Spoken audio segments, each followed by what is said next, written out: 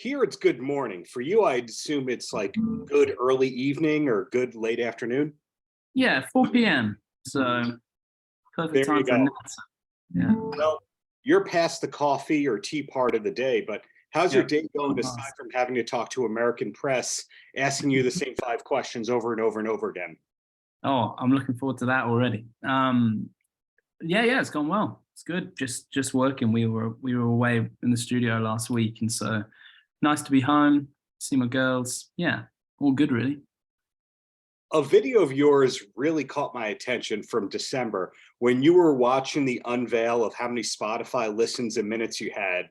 And you made the joke, that's 87 million listens of sad music. You said something along those lines. I loved how you had a sense of humor about Amber Run and that it's not the most uplifting music on the surface. But then when you think about it, it is really uplifting, hopeful music at the same time. You get what I'm saying? Where on the surface, I get you. it's sad, but it's inspiring at the same time. Well, I really appreciate it. That's really kind. Yeah, what the music that we like to make is when we started the project, we said everything we have to do has to be really authentic, and it has to have a real motive to it. And it's quite easy to fall into, when you set yourself that kind of task, it's quite easy to fall into kind of melodrama and melancholy. So we definitely do fall into that quite a lot. But, we're all not just one thing. We're all kind of dichotomies just walking around. And yeah, I like to joke around and have a nice time as much as the next person. I think it's just when it comes to music, find it a lot easier to present my pain than present our happiness. Present my pain. Now that is a lyric or song title. Write that one down. Yeah. All right. Let's do the project together, my friend. Let's do it. You and me. 50-50 split. I was in the room. Yeah. Exactly. You've been in the biz long enough. You get it. But my experience is the bands that are upfront about being sad or down are usually the funniest, biggest comedy fans there are. And then it's the comedy people who don't like any comedy at all, that only watch dramas. Yeah, no, I think that makes sense. I think Robin Williams said something about the fact that if you're the saddest people don't want other people to feel that way. And when we're around other people, we want to make them feel good because, when you've seen the bottom of the barrel, you don't really want that to be something that people have to go through. Look, I'm no comedian. I would not rate myself as funny, so I definitely watch comedies. But yeah, I also love the drama as well. Love it. At the beginning of the conversation, you said that we were just in the studio. Was that tracking How to Be Human, like putting final tweaks on it, or just bonus stuff? Yeah, so we finished the record already. It's bonus stuff, so acoustic stuff and different versions. And I think it's really fun to go back into the studio once you finish something and reinterpret and reimagine so that you can like really annoy yourself when the new version's better, so but I think it's interesting because I would call myself and the guys songwriters before anything else. And a good song can be dressed up in any costume, and I think it's a fun way to go about enjoying your own music, is to keep developing it and trying it in new guises. And some people like to listen to that because it's all part of the process of making music. And I think people are interested by that sometimes. They don't have to be, and I enjoy, because I enjoy doing it.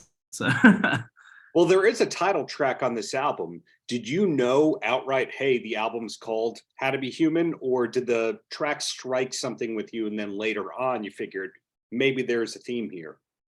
Yeah, the title track was, I think, always going to be the title of the record. It's quite grandiose. It's quite self-involved, which I thought was quite funny, really, because who could possibly know how to be human? We just kind of wanted to be slightly ironic with that. But I got an email basically telling me that, like, how to become a millionaire in 10 days. And I was like, oh, I don't need this. I just need someone to tell me how to get through the next 10 days rather than make £10 million. And so we were just like, okay, well, that's kind of a fun way to think about making music and engaging with oneself. So yeah, we kind of knew that How to Be Human was going to be the name of the record. So it definitely helped in, the lyrical and process of making it. I would assume that you have to do international bonus tracks, but is your band one of those where it's one for one, meaning if there's 15 songs on the album, you wrote 15, or do you pare it down from 30 or 40 songs? Yeah, we write a lot of music.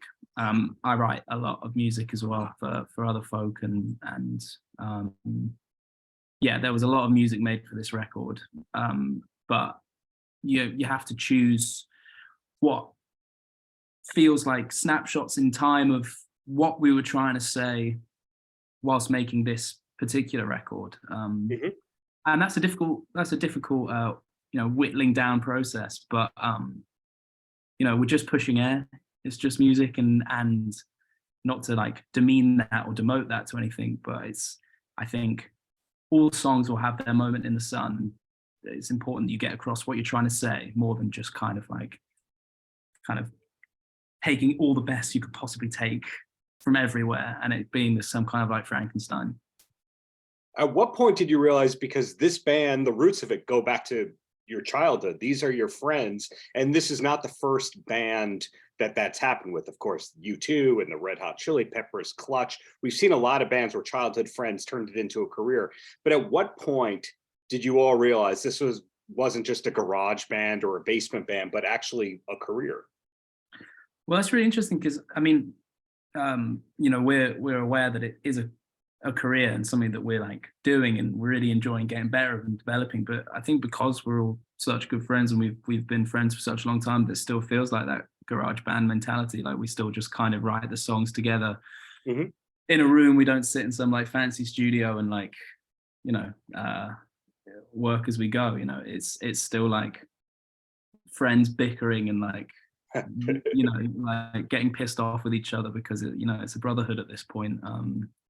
We've known each other so long, we've been in each other's pockets for such a long time, that I would still call it a garage band thing, because it's still, we work independently now, from a label perspective with our managers, and yeah, so the whole thing feels quite as grassroots as when it started, which is really, really fun. But I would say it's when we left university was when it felt like we were really gonna we really need to work on this. We're gonna give this the best shot we can. We left in our second year of university, which I don't know the American term. College. Yeah, I get it. You dropped out, or you took a sabbatical. The other guys took a sabbatical. I threw myself into that ocean. Okay, well, you mentioned the magic word independent. And when I said, how did you know it was not a career? When you put out your first album through RCA close to a decade ago, a lot of bands would go, well, we left the major label, it's over. And I think that bands today have more insight where they go, you'll get the one or two major label albums, then you build the industry around yourself as an independent artist. So how did you know not to break up when you left RCA and the majors and went independent? Well, I mean, we lost a member, so we didn't come out unscathed. It was very, very difficult. And I think that we were one of the last bands that signed like a big fat record deal for that first deal, and then the industry started changing as Spotify and stuff kind of came in, and we were on that kind of first wave of understanding that there was going to be, money pays for the party, and it's not that we're like running around being gazillionaires at this point, but you have to start realizing how the industry is going to be built. And we were lucky enough to be at a point where Spotify and Apple Music and this stuff had been around long enough for us to understand that if we keep making music that we really love, and we, have worked really hard to build this audience with our initial partner, then, we have the ability to put it out to people that are going to enjoy it. And I think at some point you just have to look at yourself and say, do I want to do anything else? Do I still think that we have something to say to people? And if the answer is that you do think you have something to say, then I think that, you know, there's your answer. And also you have an obligation to yourself and to the people that have spent money and time on, you know, buying into you, to do your best, to do something. And sometimes that's not going to work, and you're not going to have the time, and you're not going to have the like emotional capacity to make it work. And that's totally fine. But we did, and I'm very grateful for it. Do we, the fans in North America, get another tour from you in the near future? Because remarkable, and this is another compliment, you're obviously a very modest person, but after leaving RCA, arguably you played your biggest tour dates and biggest shows ever. So I'd imagine that there is demand for you to come back to New York and the like.